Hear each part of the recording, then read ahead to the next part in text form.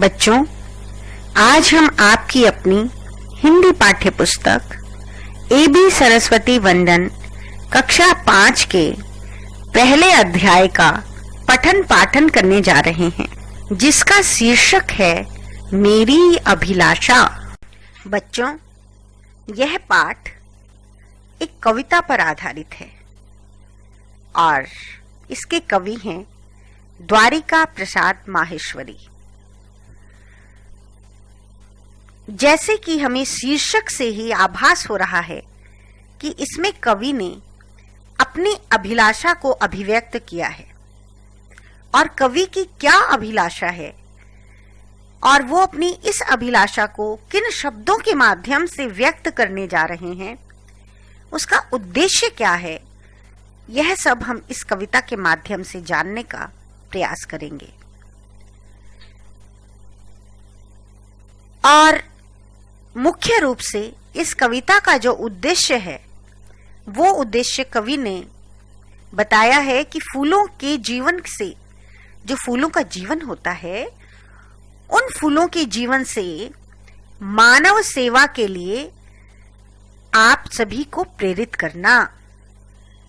तो बच्चों, चलिए हम पढ़ते हैं द्वारिका प्रसाद माहेश्वरी की इस कविता को, जिसका शीर्षक है मेरी अभिलाषा। सूरज सा दमकू मैं, चंदा सा चमकू मैं, झलमल झलमल उज्जवल तारों सा दमकू मैं, मेरी अभिलाषा है।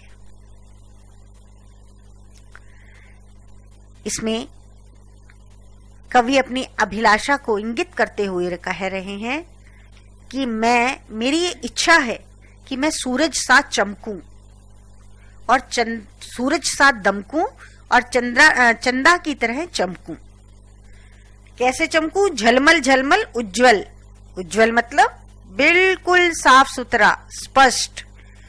और तारों की तरह मैं दमकूं। दमकूं का मतलब तारों की तरह से मैं चमकता रहूं, ऐसी मेरी इच्छा है, ऐसी मेरी अभिलाषा है। आगे क्या अभिलाषा है कवि की देखो। फूलों सा महकू मैं, विहगो सा चहकू मैं, गुंजित कर वन उपवन, कोयल सा कुहकू मैं, मेरी अभिलाषा है। कवि कह रहे हैं कि मेरी और भी अभिलाषा है कि मैं फूलों की तरह महकूं, यानी फूलों की तरह मैं सबको सुगंधित करूं,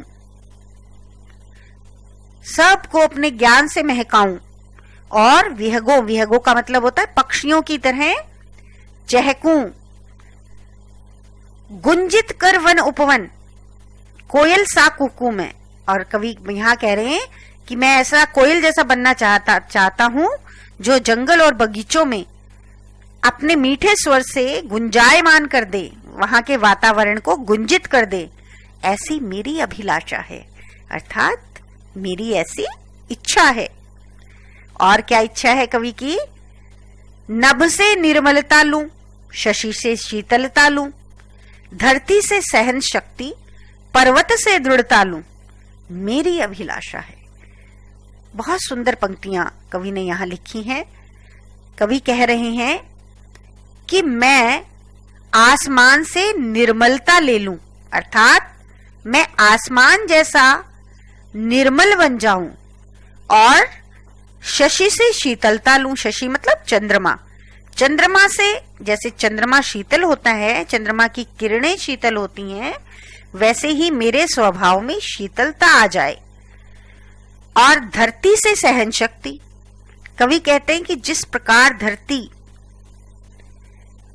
सभी चीजों को सहन करती है, सभी भारों को सहन करती है, उसी प्रकार धरती की जो ये सहन शक्ति है, धरती का जो सहन शक्ति का जो गुण है, ये गुण मुझ में आ जाए, मुझ में भी सहन शक्ति का गुण आ जाए। पर्वत से दृढ़ता लूं, और पर्वत जिस प्रकार दृढ़ होते हैं, स्थिर होते हैं, उसी प्रकार मेरे स्वभाव में भी वो दृढ़ता और स्थिरता आ जाए, मेरी अभिलाषा है, ऐसी मेरी इच्छा है। और कवि की क्या अभिलाषा है देखते हैं।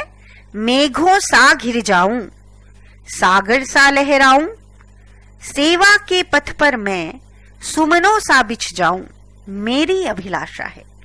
कवि कहते हैं कि बादलों सा मैं घिर जाऊं, अर्थात मैं ये चाहता हूं कि जिस प्रकार जब बादल बारिश करने वाले होते हैं और वो घिर जाते हैं चारों ओर आसमान में, उसी प्रकार मैं जो है जगत को कुछ अच्छा देने के लिए बादलों जैसा बन जाऊं और सागर की लहरें जिस तरह अंगड़ाई लेती हुई आती हैं, उसी प्रकार मैं पूरे उत्साह और साहस से, प्रसन्नता से अपने जीवन को महकाऊं।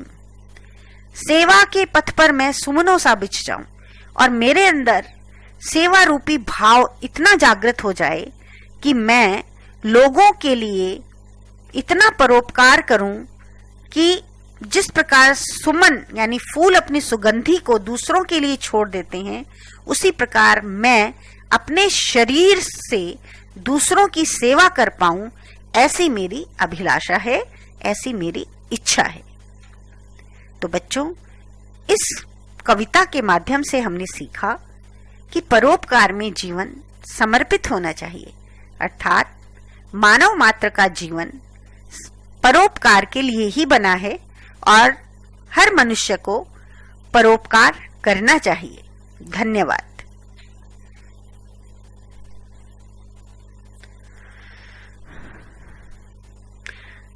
आइए बच्चों, अब हम इस कविता की जो रचनाकार हैं उनका संक्षिप्त परिचय पढ़ते हैं। द्वारिका प्रसाद महेश्वरी जी का परिचय है 1 दिसंबर 1916 से 21 अगस्त 1998 तक हिंदी के महान साहित्यकार थे।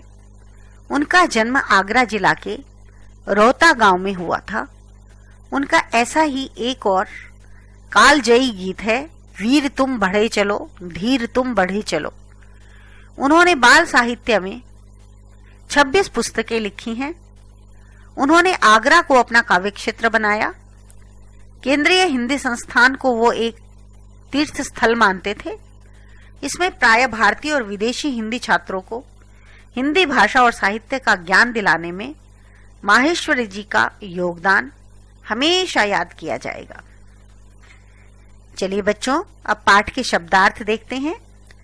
अभिलाषा यानी इच्छा, दृढ़ता यानी धैर्यता, निर्मलता यानी स्वच्छता, गुंजित गुंजन करना, शक्ति यानी बल, पर्वत यानी पहाड़, उज्जवल यानी चमकीला, विहग यानी पक्षी। चलिए पाठ के अभ्यास कार्य को करते हैं। पाठ के अभ्यास कार्य का पहला प्रश्न मौखिक प्रश्न है और मौखिक प्रश्न में सोचिए और बताइए के अंतर्गत पहला प्रश्न है, आपकी क्या अभिलाषा है? तो इसका उत्तर होगा मानव सेवा करने की। अगला प्रश्न है, कवि किसकी तरह चहकना चाहता है? तो इसका उत्तर होगा कवि चिड़ियों की तरह चहकना चाहता है। अगला प्रश्न है, आपके अंदर किस प्रकार की दृढ़ता होनी चाहिए? तो इसका उत्तर होगा हमारे अंदर पर्वत के समान दृढ़ता होनी चाहिए। अगला प्रश्न, इस कविता से क्या सीख मिलती है? क्या सीख मिली हमें इस कविता से? इस कविता से हमें ये सीख मिलती है कि परोपकार में ही जीवन समर्पित होना चाहिए। लिखित पाठक ज्ञान की श्रृंखला में पहला प्रश्न है, प्रश्नों के सही उत्तर पर सही का निशान लगाइए। इस कविता में कवि किसकी तरह दमकना चाहता है? इसका उत्तर होगा सूरज। कवि किसके गुंजन से प्रेरित है? पक्षी। सेवा के पथ पर हमें किस प्रकार बिछ जाना चाहिए? किस प्रकार बिछ जाना चाहिए? सुमनों के समान। कवि नभ से क्या लेना चाहता है? निर्मलता। आइए बच्चों, अब प्रश्न नंबर 2 करते हैं।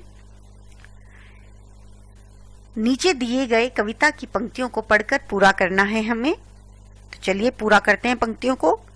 मेघों सा घिर जाऊं, सागर सा लहराऊं, सेवा के पथ पर मैं सुमनों सा बिछ जाऊं, मेरी अभिलाषा है। तो बच्चों, इस प्रकार हमने अभ्यास कार्य के प्रश्न 1 और 2 को हल किया। शेष प्रश्नों को आप स्वयं हल करने का प्रयास करेंगे। धन्यवाद।